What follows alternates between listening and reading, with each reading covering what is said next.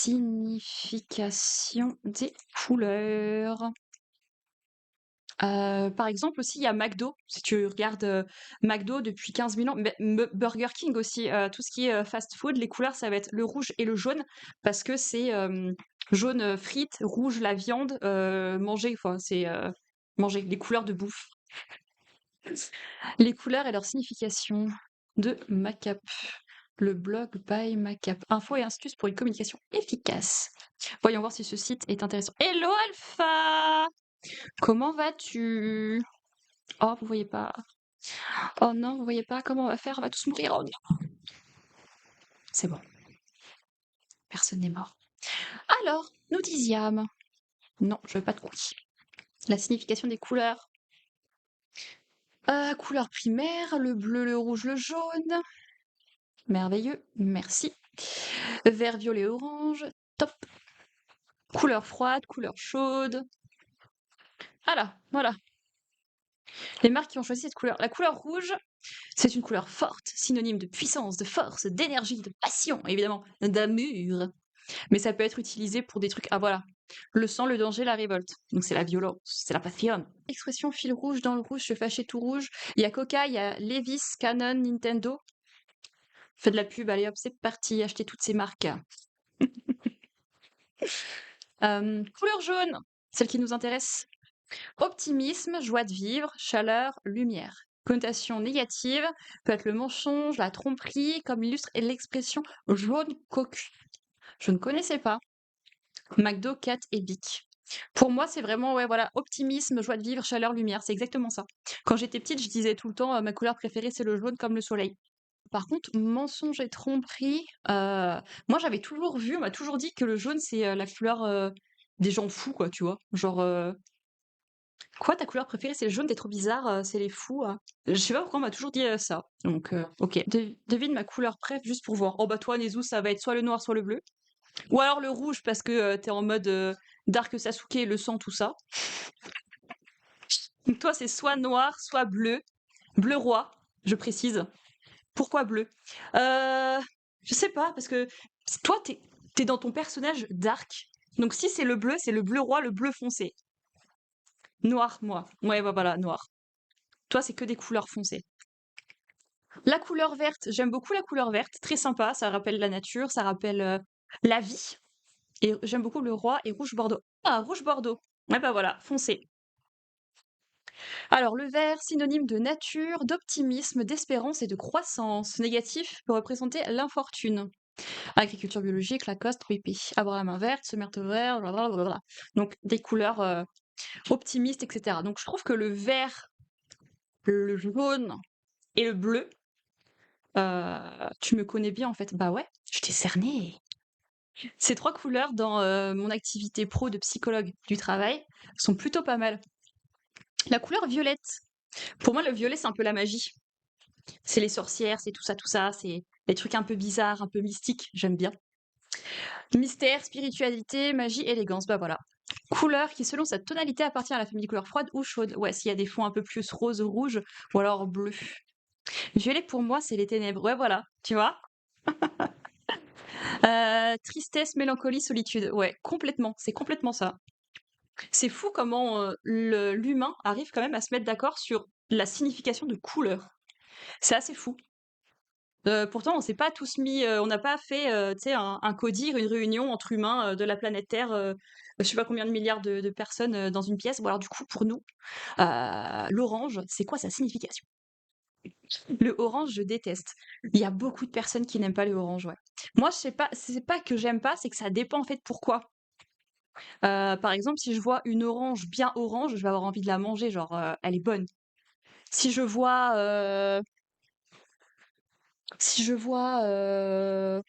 une table orange, mais bien orange, je vais pas l'acheter pour la mettre dans mon salon parce que c'est trop agressif. C'est agressif. Ambition, enthousiasme, énergie, action. On lui connaît peu de connotations négatives, si ce n'est qu'on la rattache souvent à représenter des attitudes excessives. Ouais, voilà, c'est excessif, c'est agressif. Mais si, quand je fais des sons, mes pistes d'audio, je mets jamais orange. Je mets jamais orange? Hein? Mais si, quand je fais des sons, tout le temps en rouge ou bleu. Ok, mais je crois que SoundCloud, c'est orange déjà de base l'appli, non? Je me rappelle plus. Couleur rose, Barbie. Synonyme de féminité, de romance, de douceur et d'innocence. Utilisée en grande quantité, la couleur rose est systématiquement rattachée à son côté girly qui peut être interprété comme mièvre, enfantin ou même ringard. C'est réel. Quand j'étais petite, je sais pas pourquoi, est-ce que vous aussi, en primaire, entre meufs, on n'avait pas le droit d'aimer le rose. C'était la honte d'aimer le rose. Moi, j'aimais bien le rose. Même le rose, j'aime pas de fou. Oh, comme ça m'étonne pas de toi. Mais je sais pas pourquoi. Et en tant que fille, que petite fille en primaire, j'avais pas le droit de dire que j'aimais le rose, sinon toutes les autres filles allaient me tomber dessus en mode ah t'aimes le rose, c'est trop nul, t'es trop une meuf basique, genre ah. J'ai 8 ans, laisse-moi tranquille. Enfin, j'aime le rose, j'aime le vert, j'aime le bleu, ta gueule. Enfin, pourquoi toujours détester les trucs qui te ramènent à ta condition de fille? C'est trop bien le rose. C'est très cool. Bref. En fait, dès que c'est flashy, j'aime pas. Tu préfères les couleurs un peu plus foncées et est-ce que t'aimes bien les couleurs pastel? C'est beau le rose. Oui, on est d'accord, merci. C'est très sympa. Et il y a plein de différentes teintes, plein de différentes nuances. Là, c'est un rose plutôt agressif, on va dire, plus framboise, mais il y a des roses plus pastel, des roses pâles. Un vieux rose, c'est très joli les vieux roses. Euh, Enfin bon, voilà. Ouais, foncé, oui, pastel, je trouve ça manque de saveur. Un truc tout doux, tout mignon. Toi, t'es pas pour les trucs mignons, toi. Le bleu, synonyme de fiabilité, de vérité, de tranquillité, ce n'est pas pour rien que cette couleur est la plus couramment utilisée dans la création de logos. Ouais, pour les entreprises, c'est toujours le bleu. Toujours le bleu en entreprise. Ça fait professionnel, ça fait carré, ça fait sérieux, ça fait fiable. Facebook, Volkswagen, Ford, Decathlon, Ikea, être fleur bleue, avoir une. Il y a pas de truc négatif, genre. Ok. La couleur marron. Synonyme d'authenticité, de naturel, le marron appelle la couleur de la terre, du bois, mais aussi du chocolat. C'est une teinte considérée comme neutre au point de paraître fade lorsqu'elle prédomine. Les marques qui ont choisi cette couleur pour le logo UPS et M&M's. UPS, justement pour la couleur des cartons, et M&M's pour le chocolat. Mignon, je réfléchis à ce mot. Non, pas mignon comme ça. Pas les mignons.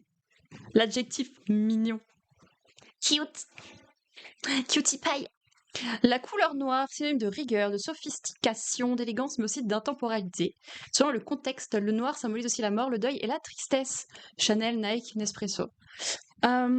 Dualité du noir et du blanc comme Nike par exemple, ouais. Oui, le noir c'est classico-basico, hein. Voilà.